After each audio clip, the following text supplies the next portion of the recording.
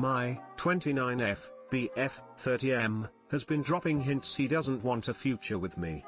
Should I just quietly leave? Update, thank you everyone for the kind words and advice. I wish I could reply to everyone, but I'm too emotionally and mentally tired. We had a discussion a few hours ago where I confronted him about it. It led to me reacting hysterically a little when we were talking about how he let his parents snub me when they met me, ignoring me and making some comments in Hindi, then looking at me and giggling. He tried to defend them, but I've had enough. He said he loves me, but it's easier for him to not go against his family. I've never been so heartbroken in my life. I always hoped that he loves me enough to stand up for me. It's over and my chest feels so heavy and I feel sick to my stomach. I think I'll need a lot of time to process my emotions and take care of myself. Again, thank you everyone for the wake-up call. Smile. We've been together for 4 years. I love him very much and I don't doubt that he feels the same way. He's a good partner and we have good communication going on. Our relationship has been smooth sailing except for a few fights every now and then,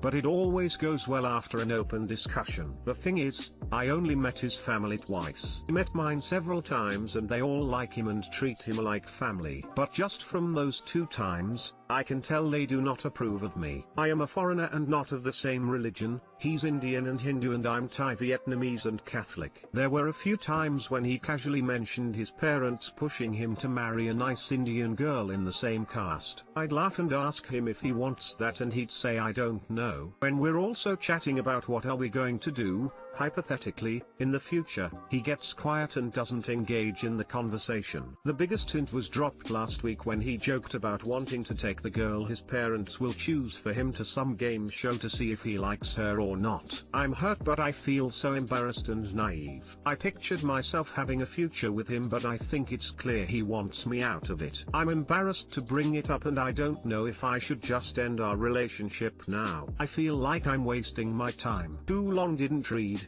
My BF of 4 years has been hinting he doesn't see me in his future. His family dislikes me too. Should I just leave now even though our relationship is great?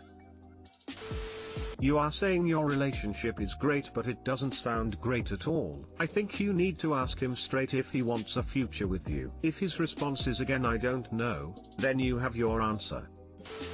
Ask him straight out if he sees a future for the two of you. If he doesn't, then you have your answer. You can move on. We have good communication going on. When we're also chatting about what are we going to do, hypothetically, in the future, he gets quiet and doesn't engage in the conversation. Honey, you already know what's happening here. If he wanted to be with you forever, you wouldn't have any doubts at all. It hurts, but it's time to cut your losses and move on. I'm so sorry you're going through this. Just imagine how great it will feel to be with a man that you don't have to question. You deserve better. This doesn't seem like a great relationship. He isn't hinting. He's outright saying he doesn't see a future with you by entertaining these things. He's just not confident or brave enough to say it directly. But, indirectly, it's painfully obvious. Please don't settle for being someone's backup plan. 25/M, confused anxiety in a relationship with love and chemistry.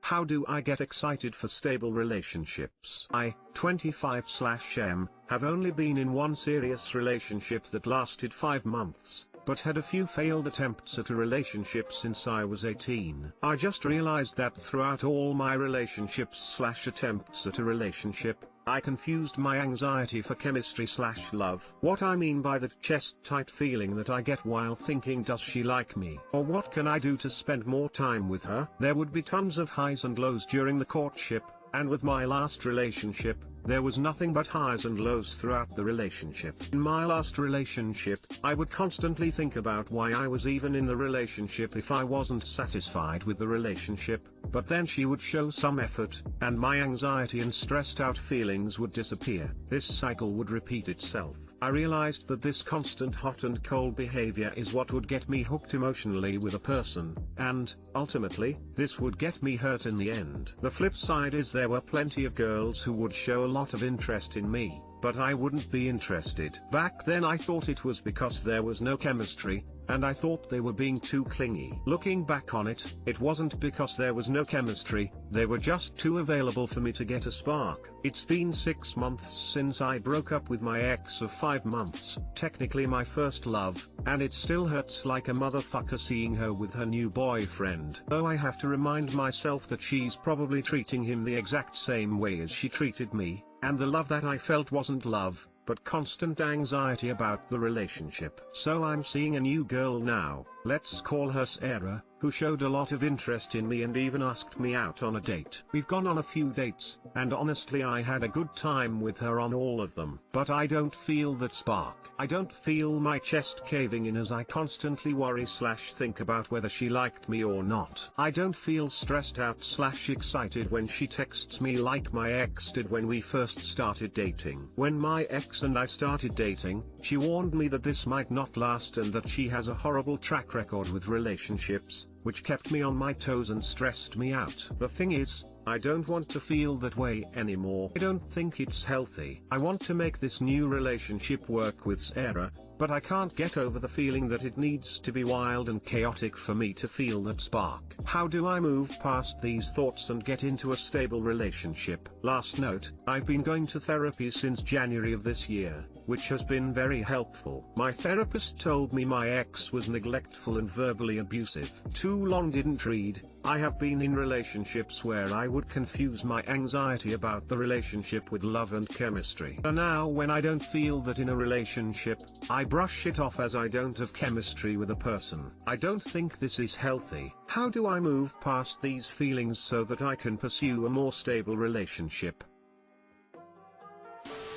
I think part of it is recognizing and relabeling your feelings. Currently, you're labeling things as passion or spark that maybe aren't. Try to think about positive feelings versus negative feelings. Are they nice to experience? First think about attraction, as that's easiest. What feelings do you get about someone you find attractive, irrespective of whether you have a chance with them? Now think about who you like to spend time with platonically. What do you feel about friends and acquaintances versus strangers and people you dislike? Now you can try to put those in a romantic relationship. Do you experience these feelings more, or differently, with Sarah than with other people? A relationship doesn't need to start as anything more than someone you're attracted to and enjoy spending time with. If you have those feelings, give yourself time to settle into the relationship and figure out, do you tend to get more positive feelings versus negative ones when you're with them or thinking about them? It'll take some time to iron out, but just identifying how people make you feel can do wonders for figuring out what kind of relationship you should have with them. ETA, relationships don't have to be exciting, but you should feel happier with the relationship than without it. I knew my husband was the one for me when I realized that spending a weekend with him didn't feel an imposition on my personal space like a weekend with a friend would. It's not exciting, but it is something I only feel with him, and I like feeling that way. Look into attachment styles, especially anxious and anxious avoidant attachments. Not a substitute for professional help, but it can be really useful to see your tendencies in relationships explained and laid out so you can be more mindful of them when you start feeling hot and cold. I'm an anxious attachment type, but slowly moving to more secure.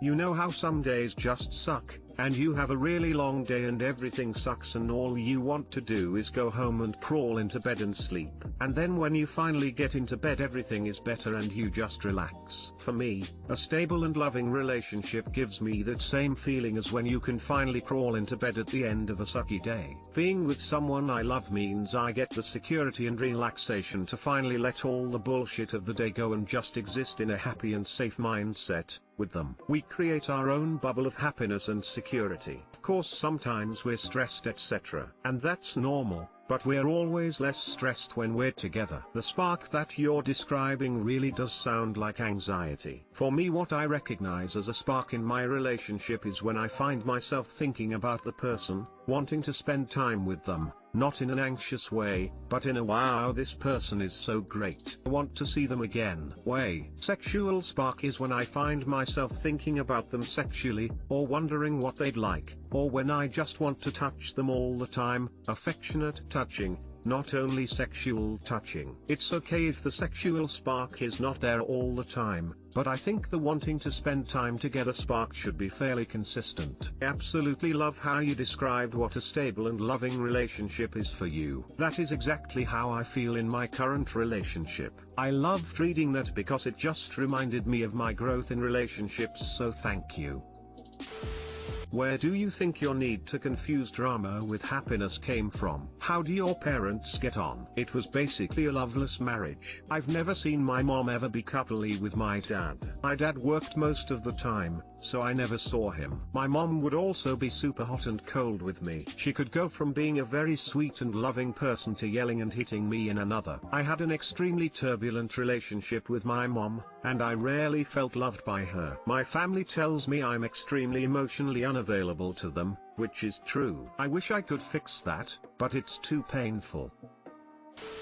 I have experienced this. My previous relationships were abusive and I confused my chasing for desire and affection for actual love. I'm now with someone who I feel calm with, and it was so strange. But I also feel inexplicably happy whenever I'm with him and not in that constant worry of I need to do something to show them I'm worth staying with and make sure they still love me. I had a lot of therapy in between my last relationship and this one. That's what I would recommend. CBT especially helped because it helps you identify your ways of thinking. Highly recommend researching into it. But honestly, it took a good relationship for me to let go of the horrible attitude I previously had and open my eyes to show me these things. Best of luck to you, op.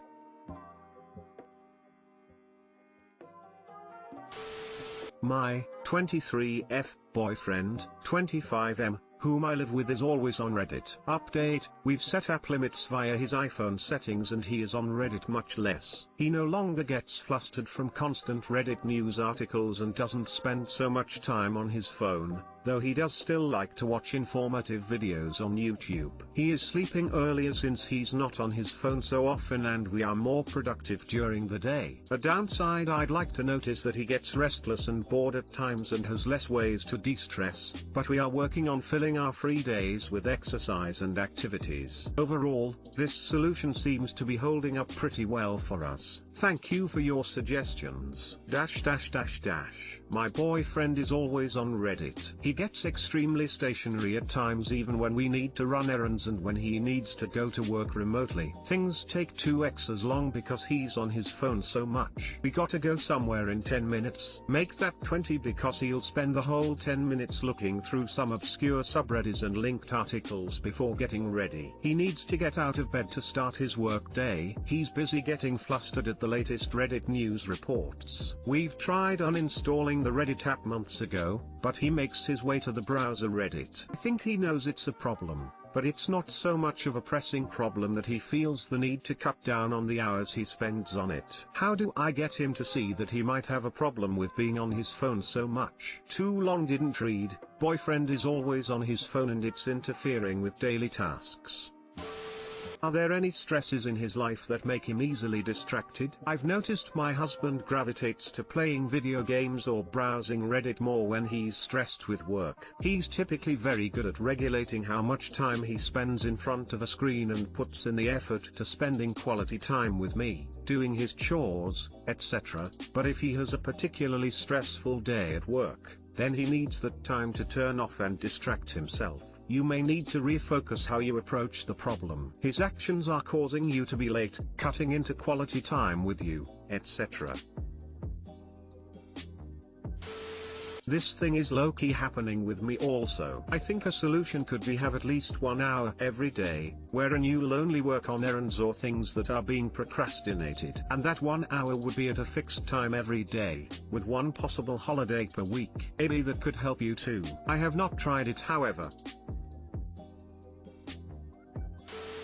All of us scrolling aimlessly through Reddit and offering advice on not scrolling aimlessly through Reddit. Lamau. You are too self-aware for your own good.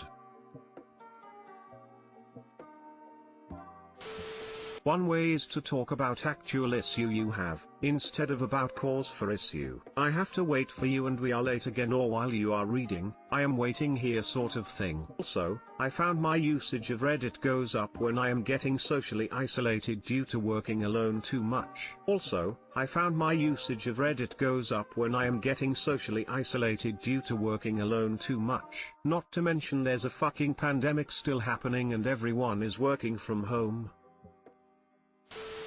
I've always found that the time I spend browsing the internet always increases when there is something happening in my life that I'm wishing to avoid or unhappy about. The internet allows me to divert my mind. I'm not sure, but maybe that's the case with him too? If that's the case, then you addressing the underlying cause could solve the problem. I've always found that the time I spend browsing the internet always increases when there is something happening in my life that I'm wishing to avoid or unhappy about. I'm in this post and I do not like it.